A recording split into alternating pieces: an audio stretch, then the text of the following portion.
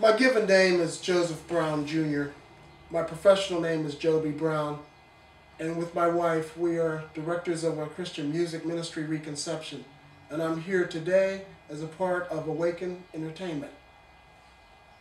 When I think of the concept of self-worth and self-love, it's really hard for me to separate the two of them because to me, they go hand in hand.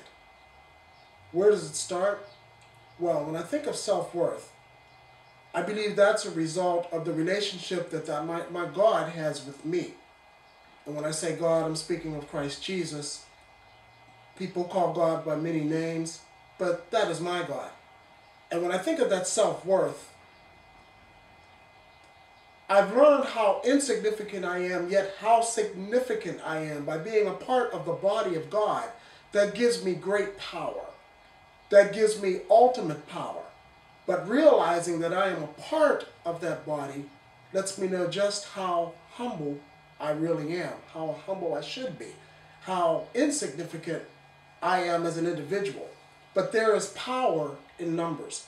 I used to subscribe to what's called the mastermind theory, where they say the sum of the parts is greater than the sum of the whole. And if we all realize our self-worth, our self-greatness, our self-magnitude, once we combine as one, think how powerful that is. Where does self-love come into it? Well, that comes from my relationship. I know that I am loved by the Creator of all things, and I know that I love. Now, love and like are two different things. There may be people that are find very hard to like, but if we are part of one whole, one universe, one creation, then we should love. Love. If you take one letter and change it from love, you get live. And if you change it a little bit, you get life. To boil it all down, life, love, alive, they're all part of that. I wonder where we all are going sometimes because there's so much dysfunction in the world, there's so much distrust in the world, there's so much disrespect, there's so much disregard, there's even discouragement. And that's because a lot of people don't recognize their own self-worth. They don't recognize their own self-love. They don't realize that they are a part of each other. They don't realize that they are part of a oneness that pervades this universe, and if there are any others, that invades all of creation, pervades throughout. We are part of one whole, yet we are many, many different parts. Each one has a set of gifts. How do you use your gifts?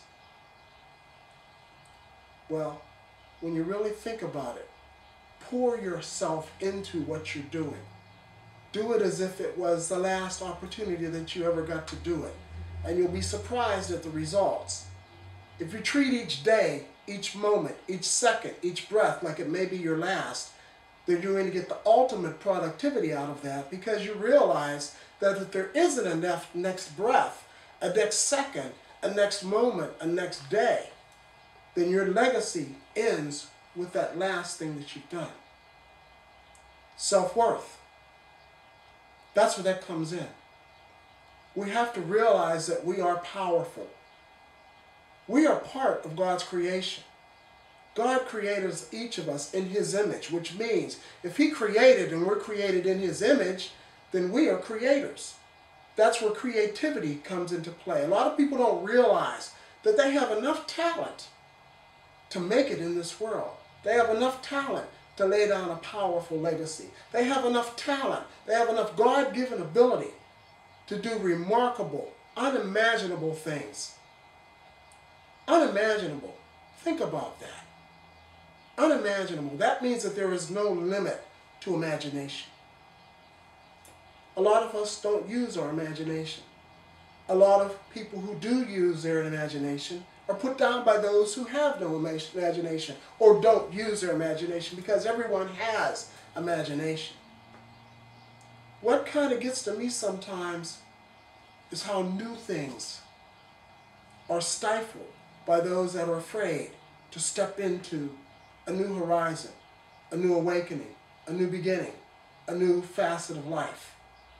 Therefore, their fear of the unknown, of the new, of the unimaginable, causes them to try to stifle, sometimes even destroy the new, the creativity of others.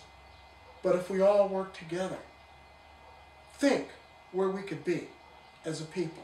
Think where we could be as a nation. Think where we could be as a world. Think where we could be as a universe. Universal law taught me a long time ago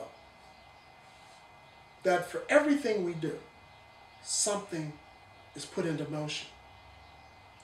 They kind of boil it down and say that for each action there is an equal and opposite reaction. That's not enough. It goes far beyond that. If you just do something as simple as blowing air, that vibration, that motion travels throughout creation.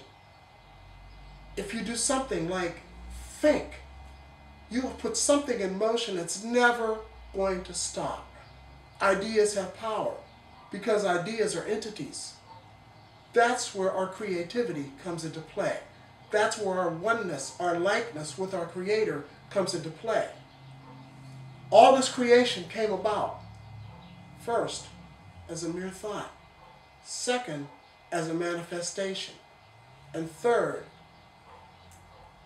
as something that is not evolving, but something that is ever changing, ever growing, going into other places at all times. And just that one thought that you may have had that you didn't act on, someone else has already acted on that thought. Just that one word that you said under your breath that you thought no one heard, someone heard it.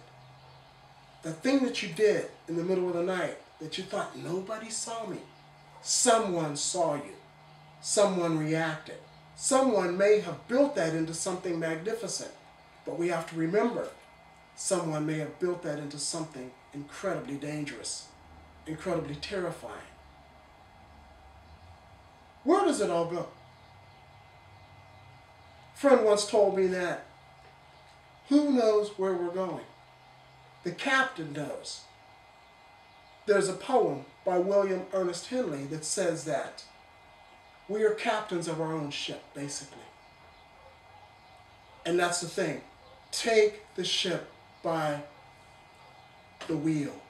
Drive your own destiny. Utilize your own creativity. Enhance and release your own imagination. Do what you're here to do. Do what some think is unimaginable, is impossible. Nothing is impossible. If you can think of something, it is achievable.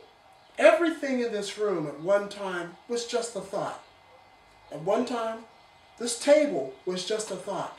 This chair, these chairs were just a thought. This roof was just a thought. These walls were just a thought. This floor was just a thought. But someone put it into motion and made it manifest. So the next time you think that you are dull, the next time that you think that you have nothing to offer, the next time you think that you have nothing to give, remember that you have the power of creativity at your hands. If you have an idea, roll with it. Use your self-worth and use your self-love to spread love to others, to share with all of mankind. And that's really what it's all about. And when I think of those things, I think of my purpose, and I know that where there is life, there is purpose. And I also know that I am doing something that has never been done before. They say there's nothing new under the sun, but I'm new, and you're new. So everything else around you may have fallen into that category of nothing new under the sun, but you are new. And you are a creative person. And you are someone that has something to give, something to offer, something to create. So draw upon your self-worth and utilize your self-love and let those things happen. It's up to you.